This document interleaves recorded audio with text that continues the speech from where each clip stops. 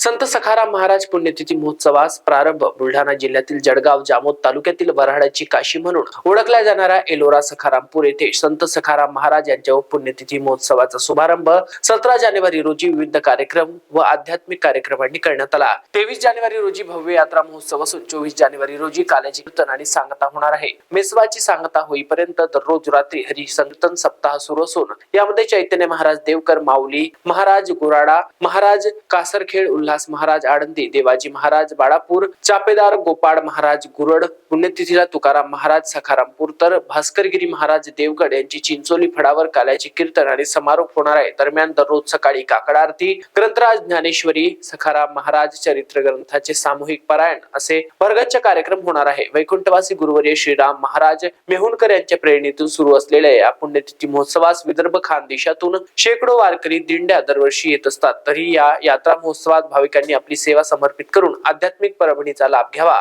असे आवाहन तुकाराम महाराज आणि संस्थांचे अध्यक्ष दादा पाटील यांनी केले आहे. सकळही पुढे पवित्र याचीने दर्शने होती.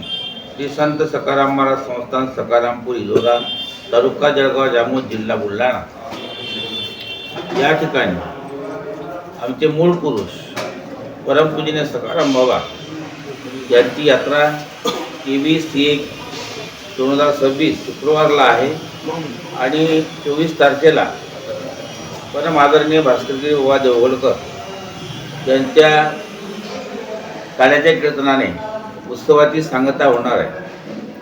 17 तारखेपासून उत्सव सुरू आहे आणि ही जी यात्रा आहे ती वैकुंठवासी गुरुवर्य श्रीराम महाराज मेहुणकर यांनी गावगावाच्या दिंड्या बनवून सुरुवात केलेली आहे आणि त्यांनी त्यांच्या हयातीत या यात्रेत येणाऱ्या भाविकांना स्वयंशिस्तीची धडे दिले. त्यामुळे इथं येणारा प्रत्येक भाविक प्रत्येक वारकरी स्वयंच शिस्त पाळतो आणि शक्यतो तो त्याच्या तयारीनं तो येत असतो. दिंड्यावाले येतात, त्यांचा स्वयंपाक तेच करतात, तेच जेवतात, त्यांचे टेंट तेच टाकतात.